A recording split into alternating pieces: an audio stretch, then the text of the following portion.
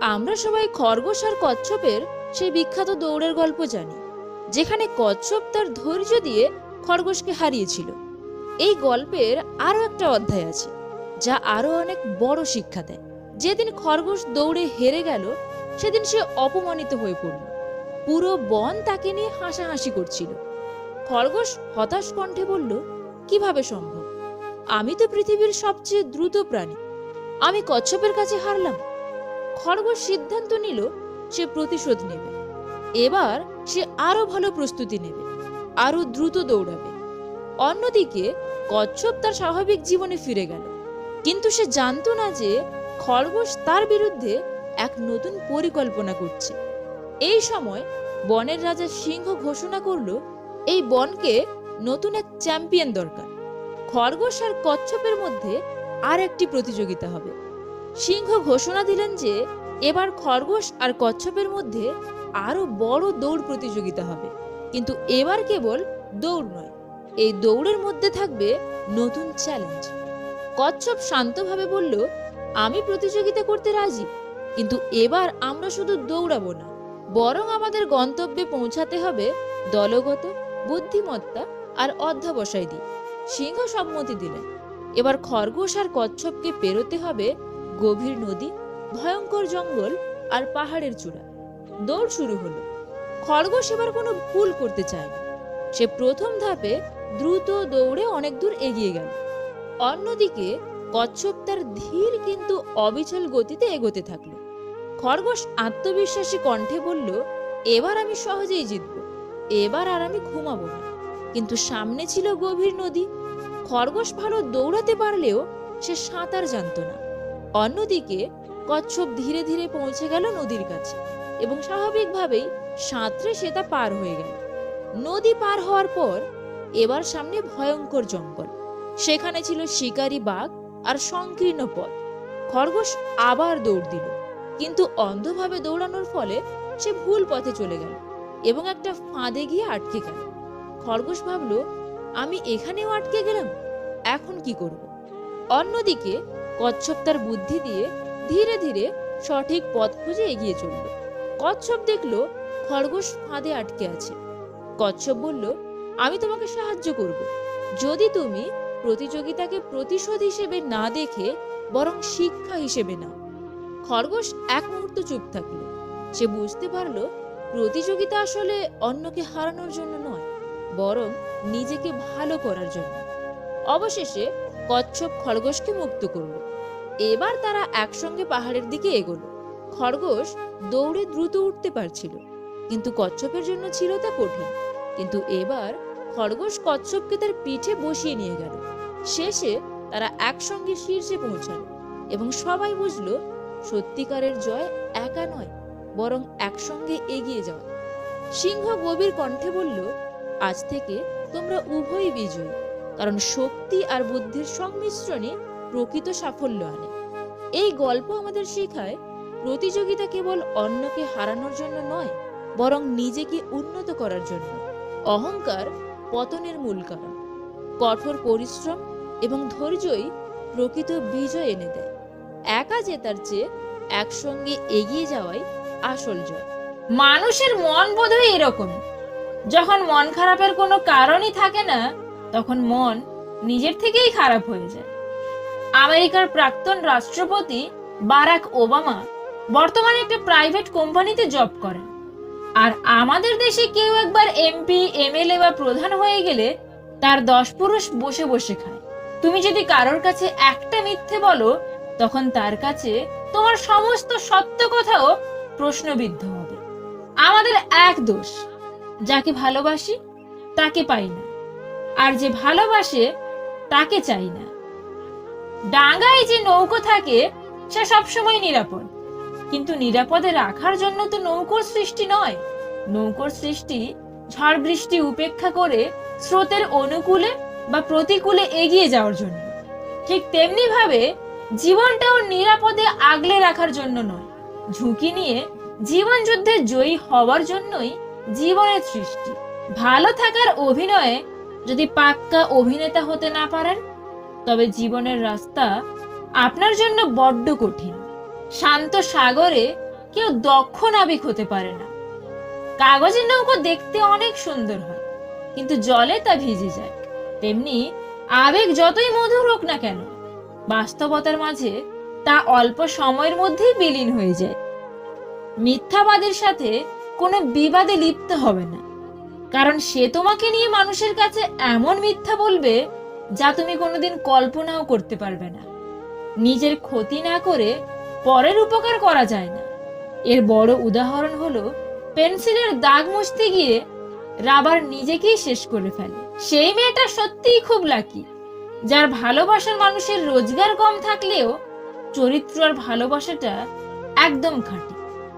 স্বভাব কিংবা চরিত্র কোনোটাই টাকার উপর নির্ভরশীল নয়, ওটা পারিবারিক শিক্ষার মধ্যে পড়ে। একজন স্ত্রী তার স্বামীকে কিডনি দিয়ে দিতে পারে, কিন্তু দ্বিতীয়বার বিয়ে করার অনুমতি দেবে না। ভুলেও এই 4টি কথা কখনো কাউকে বলবেন না। 1. নিজের খারাপ কাজের কথা। 2. প্রেম বা সম্পর্কের কথা। 3. ভবিষ্যৎ পরিকল্পনার কথা। 4. সম্পদের কথা।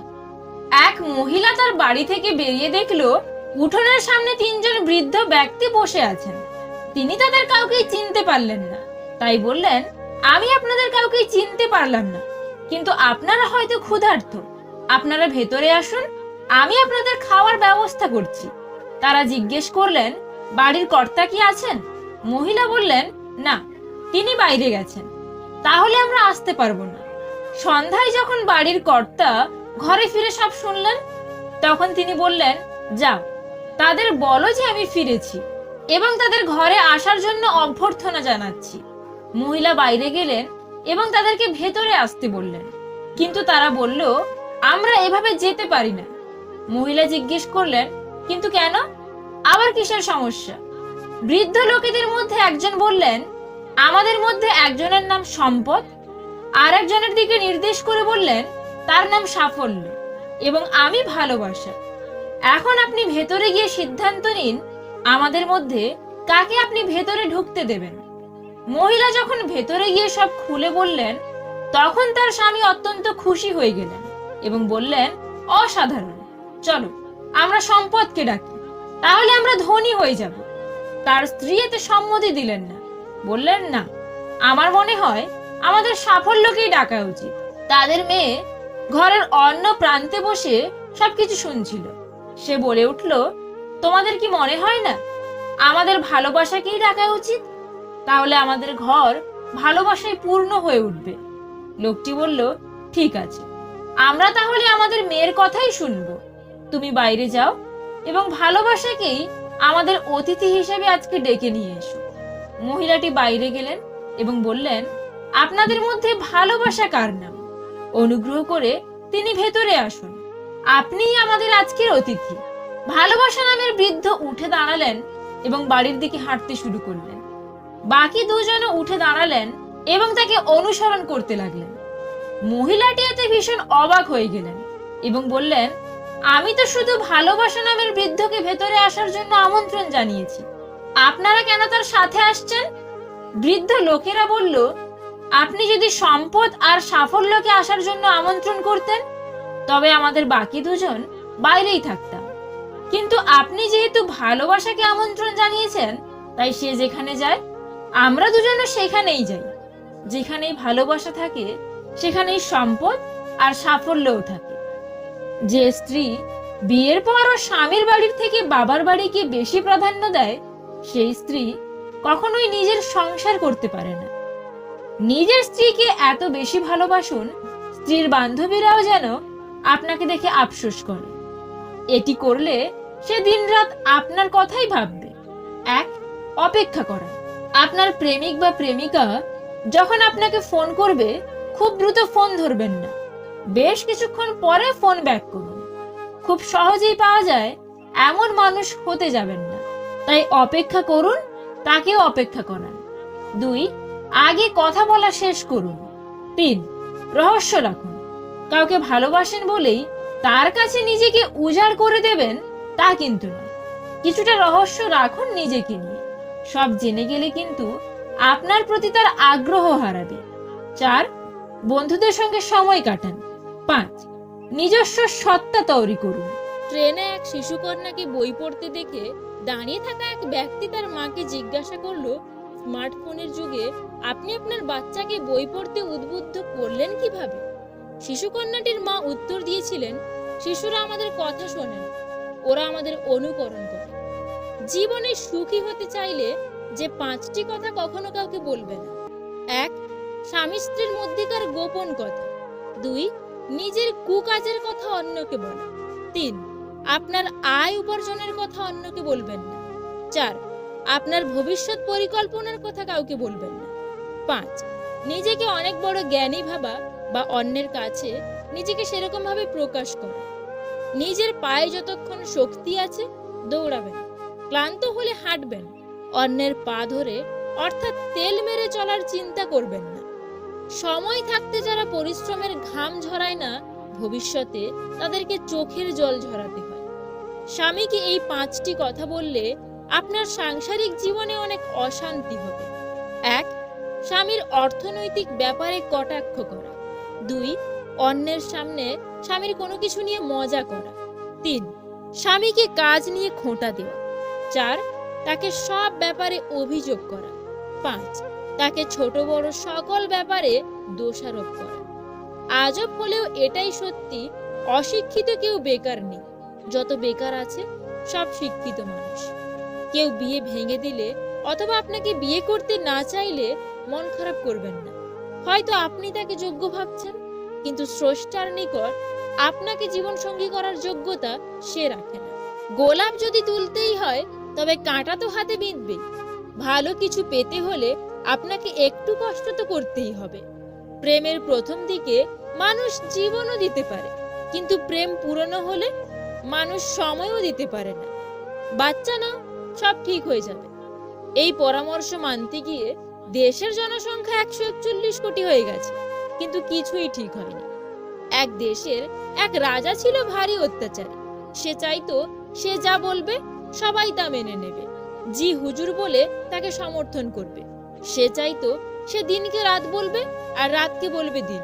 অমনি মন্ত্রী আর পরিষদরা বলবে ঠিক হুজুর ঠিক।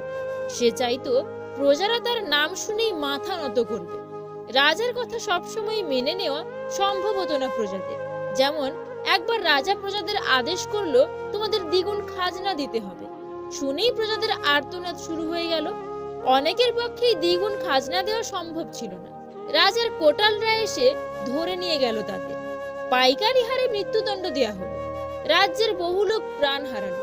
রাজার অত্যাচারে কেবল যে প্রজা মারা যেত তা নয়, মন্ত্রী, অমাত্য আর রাজকর্মচারীদেরও নিস্তার ছিল না। একজন মন্ত্রী হয়তো মনের ভুলে একটা সত্য কথা বলে ফেললো, রাজার হয়তো তা পছন্দ হলো না, অমনি সে তার প্রাণদণ্ড দিল। কারণে অকারণে মন্ত্রী, অমাত্য আর রাজকর্মচারীদের মৃত্যুদণ্ড চলতে থাকলো রাজার হুকুমে। ফলে দরবারে মন্ত্রী, অমাত্য আর রাজকর্মচারীদের সংখ্যা কমতে লাগলো। শেষে এমন হলো যে রাজদরবার অচল হয়ে পড়ল। সবচেয়ে সংকট দেখা দিল মন্ত্রীর অভাবে।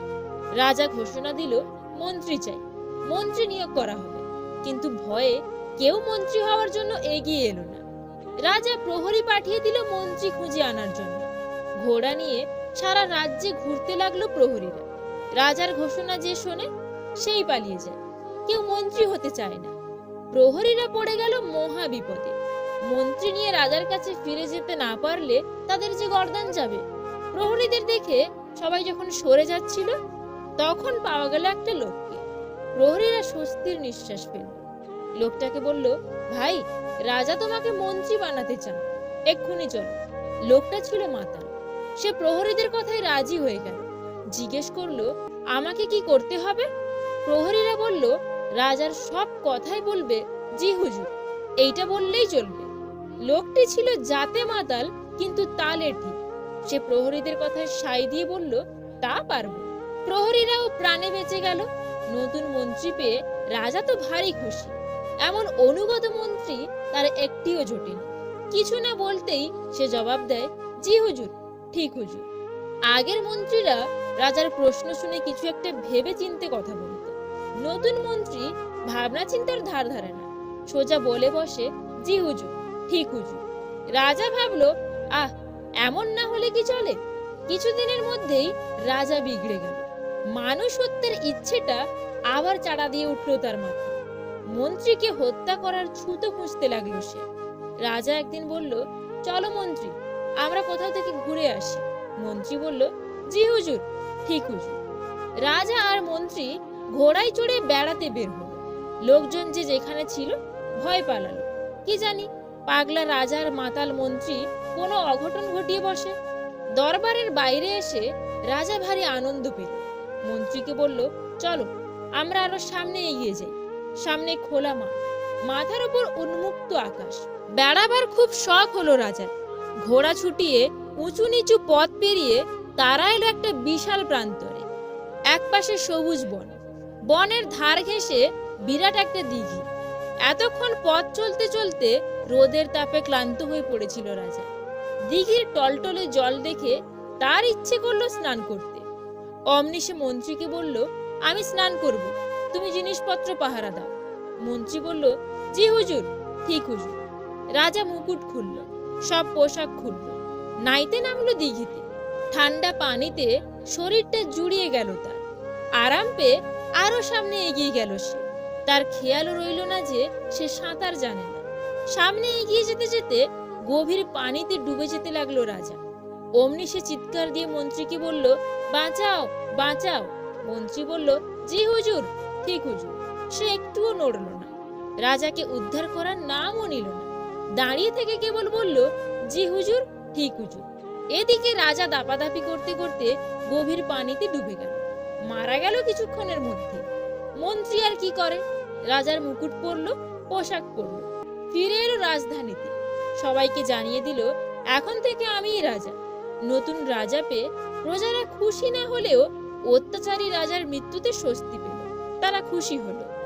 যুগে যুগে সবসময় অত্যাচারী মানুষদের পরিণাম এমনই হয়ে থাকে। রাস্তায় কোনো ঝাড়ুদার বা কোনো ঠেলাওয়ালা দেখে নিজের সন্তানকে বলবেন না, তুমি পড়াশোনা না করলে ওদের মতো হবে। বরং বোঝান, ভালো করে পড়াশোনা করলে তুমিও ওদের জন্য কিছু করতে পারবে। যে দান করে সে দাতা, যে দান করার সময় ফটো তোলে সে বিজ্ঞাপন দাতা। নারীকে এই 4টি কথা বললে আপনাকে ভিক্ষা করে খেতে হতে পারে। 1, কখনোই তার সামনে অন্য নারীর প্রশংসা করবেন না। 2, তার পরিবার সম্পর্কে খারাপ কিছু বলবেন না। 3, একটু রাগী হবেন। 4, কাজে সাহায্য করবেন। মনে রাখবেন, যার জীবন সঙ্গী খারাপ এই দুনিয়াতে সে ভিক্ষুকের মতো। মন খুলে কাউকে মনের কথা বলার আগে একটু ভেবো, কথাগুলো যাদেরকে বলছো তারা কি আসলেই এই কথাগুলোর মর্যাদা রাখবে? একটা পিতার সন্তানকে লালন পালন করা সেদিন সার্থক হয় যেদিন তার সন্তান তাকে বলে, আর তোমায় কাজ করতে হবে না, এখন থেকে তুমি বাড়িতে থাকো, রেস্ট নাও। আজ থেকে তোমার আর পরিবারের সব দায়িত্ব আমার। 3 দিন মানুষ আপনাকে গুরুত্ব দেবে, জন্মের দিনে, বিয়ের দিনে আর মৃত্যুর দিনে। কাজ আপনার আর নাম অন্যজনের হলে দুঃখ পাবেন না। আজন্ম দেখে আসছেন জ্বলছে ঘি আর তুলো, অথচ সবাই বলে প্রদীপ জ্বলছে। কিছু ভুল রিলেশনের জন্য আজ ভালোবাসা শব্দটা অনেকের কাছেই অপছন্দ। বাস্তবে গাভী আমাদের দুধ দেয় না, আমরাই গাভীর কাছ থেকে কেড়ে নিই। গাধাও বোঝা বয় না, ধোপার এককালে বহন করা তো জোর করে। সেই হিসাবে সিংহীও দুধ দেয়, সিংহ ওজন বইতে সক্ষম। কিন্তু সিংহকে দিয়ে ওসব করানো মানুষের ক্ষমতার বাইরে। আর এই জন্য বোকা আর ভালো মানুষদের গরু কিংবা গাধার সাথে তুলনা করা হয়। এই দুটো প্রাণীর সাথে কোনো মানুষকে তুলনা করা মানে সেটা অপমান করা। কিন্তু কাউকে সিংহ বললে সে উল্টে গর্ববোধ করবে। সেই সিংহ যে আজ অব্দি মানুষের উপকার করল না, যার সামনে গেলে মানুষ মুহূর্তের মধ্যেই পরপারে চলে যাবে, সেই সিংহই হচ্ছে মানুষের চোখে রাজা। উপকারী গাধা কিংবা গরু হচ্ছে হাসির বস্তু। অতিরিক্ত ভালো হওয়ার সমস্যাই এটা। অতিরিক্ত ভালো মানুষরা কারোর কাছেই গুরুত্ব পায় না। তুমি নিঃস্বার্থভাবে ত্যাগ করতে থাকো, ভালো মনে কারোর ক্রমাগত উপকার করতে থাকো। হাজার আঘাত, অপমান, অসম্মান আর অবহেলা সহ্য করেও হাসি মুখে কাউকে ভালোবাসতে থাকো, তার মঙ্গল কামনা করো। তুমি তার চোখে গাধা ছাড়া আর কিছুই হবে না। যদি মনে করো সে একদিন এগুলোর মূল্য বুঝবে, তাহলে তুমি সত্যিই গাধা। কারোর কাছে নিজের দাম পেতে গেলে একবার অন্তত সিংহের মতো হতেই হয়। কথায় আছে, নরম মাটি বিড়ালে আঁচড়াতে ভালোবাসে। তাই আপনি যত নরম মনের মানুষ হবেন, ততই আপনি অন্যদের থেকে ক্ষতবিক্ষত হতে থাকবেন। একটা ছেলের সবচেয়ে বড় ভুল কি জানেন? প্রতিষ্ঠিত না হয়ে কাউকে নিয়ে স্বপ্ন দেখা। কারণ এখনকার বাবা মা টাকায় মেয়েদের সুখ খোঁজে। নিজের সমস্যাগুলোর কথা মানুষকে নয়, ভগবানকে বলুন। তিনি গোপনে শুনেই গোপনেই সমাধান করে দেবেন। মোমবাতি হওয়া সহজ কাজ নয়। আলো দেওয়ার জন্য প্রথমে নিজেকেই পুড়তে। নদীকে পরিষ্কার করার দরকার নেই। শুধু নোংরা করবেন না, নদী নিজে নিজেই নিজেকে পরিষ্কার করে নেবে। গাছ লাগানোর প্রয়োজন নেই, শুধু গাছ কাটা বন্ধ করুন, গাছ নিজে নিজেই গাছে ভরিয়ে দেবে। শান্তি রক্ষা করার প্রয়োজন নেই, শুধু অশান্তি করবেন না, শান্তি নিজেই ফিরে আসবে। অন্ধ লোক যদি দেখতে পায়, তাহলে সে সর্বপ্রথম তার হাতের লাঠিটাকেই ফেলে দেয়, অথচ এই লাঠিটাই তার দুঃসময় তার সর্বক্ষণের সঙ্গী ছিল। খিচুড়ির মতো লোককে তুমি যদি বিরিয়ানির মতো সম্মান দাও, তাহলে সে তো মাথায় চড়ে নাচবে। বিয়ের নিমন্ত্রণ পায় এলাকার গণ্যমান্য ব্যক্তিরা, আর মৃত্যুর দিন শ্মশানে যায় পাড়ার গরিবেরা। পৃথিবীতে মৃত মানুষ আর বেকার মানুষের মধ্যে সব থেকে বড় মিল হলো তাদের ভাষা অন্য কেউ বুঝতে পারে না। নিজের উন্নতিতে এতটাই সময় দাও যে অন্যের বদনাম করার জন্য তোমার কাছে যেন সময় না থাকে। আপনি যদি দোষ খুঁজতে চান, তাহলে গোলাপের সুগন্ধেও দোষ খুঁজে পাবেন। আর আপনি যদি গুণ খুঁজতে চান, তাহলে গোলাপের কাঁটাতেও গুণ খুঁজে পাবেন। মানুষ যখন কারোর প্রশংসা করে, তখন খুব কম লোকই তা বিশ্বাস করে, কিন্তু যখন কারো নামে বদনাম করে, তখন প্রায় সবাই তা বিশ্বাস করে। যেদিন শাশুড়ি নিজের ছেলের দোষ খুঁজে বৌমার দোষ ঢাকবে, সেদিন সে শাশুড়ি থেকে মা হয়ে উঠবে। তেমনি যেদিন বৌমা তার শাশুড়ির ব্যাপারে তার মায়ের কাছে বলা ছেড়ে দেবে, সেদিনই সে বৌমা থেকে মেয়ে হয়ে উঠবে। শাশুড়ি বৌমার সম্পর্ক এরকমই হওয়া উচিত। সন্তানকে ততটা শিক্ষায় শিক্ষিত করুন যাতে আপনার অসুস্থ অবস্থায় সে ডক্টর নিয়ে আসে, উকিল নয়। আমরা নগ্ন হতে ঘৃণা করি, নোংরা বললে অশিক্ষা বলি, আর নগ্ন দেখতে মজা পাই, নোংরামি করতে লুকিয়ে মজা লাগে। এটাই মানব সভ্য শিক্ষার বাস্তব রূপ।